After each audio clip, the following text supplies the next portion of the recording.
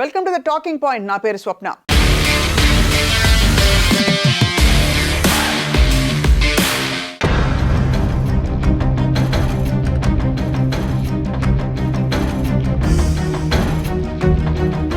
మధ్యన డ్రగ్స్ కేసులో ఇరుక్కుని హీరోయిన్ లావణ్య పేరు మీడియాలో చక్కర్లు కొట్టింది కదా. కొంతకాలం పాటు జైల్లో కూడా ఉండాల్సి వచ్చింది. కానీ ఆ కష్టాలు అన్నిటికీ కారణం తెలుసు కదా, హీరో రాజ్ తరుణ్ అని. ఇప్పుడు తమ మధ్య ట్రయాంగిల్ లవ్ స్టోరీ నడుస్తుందని చెప్పి ఆమె బయటపెట్టింది. ఇప్పుడు ఈ మ్యాటర్ కూడా పోలీస్ స్టేషన్కి వెళ్ళిపోయింది, చేరిపోయింది. అసలు లావణ్య హడావిడి ఏమిటి, ఈ ట్రయాంగిల్ లవ్ స్టోరీ వివరాలు ఏమిటో ఒకసారి చూద్దాం.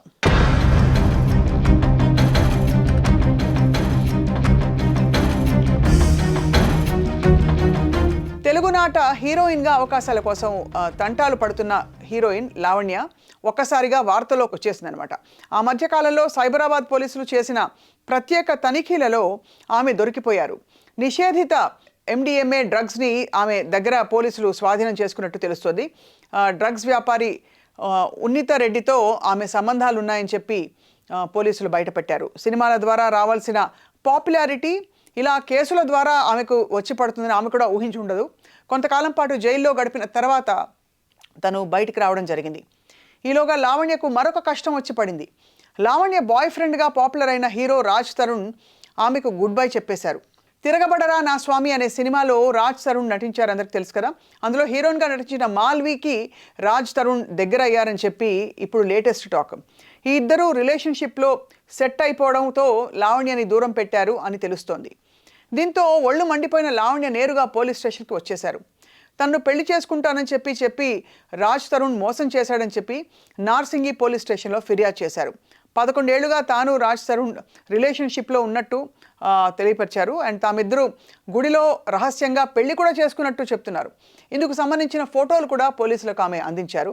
ఇంకొక కొత్త హీరోయిన్ తెలుసు కదా, మల్హోత్రాతో అఫైర్ పెట్టుకుని తన్ను వదిలేశాడని చెప్పి ఆరోపిస్తున్నారు. సో రాజ్ తరుణ్ని వదిలేయాలని లేదంటే చంపేస్తామని బెదిరిస్తున్నారని చెప్పి కూడా ఆమె కంప్లైంట్లో పేర్కొన్నారు. అన్యాయంగా డ్రగ్స్ కేసులో ఇరికించారని చెప్పి 45 రోజులు జైల్లో ఉన్నానని చెప్పి ఆమె తీవ్రంగా మొరపెట్టుకుని వాపోతున్నారు. దీని వెనక కూడా రాజ్ తరుణ్ ఉన్నారని చెప్పి లావణ్య చెప్తున్నారు. 3 నెలల నుంచి రాజ్ తరుణ్ తన నుంచి దూరంగా ఉంటున్నట్లు లావణ్య అంటున్నారు.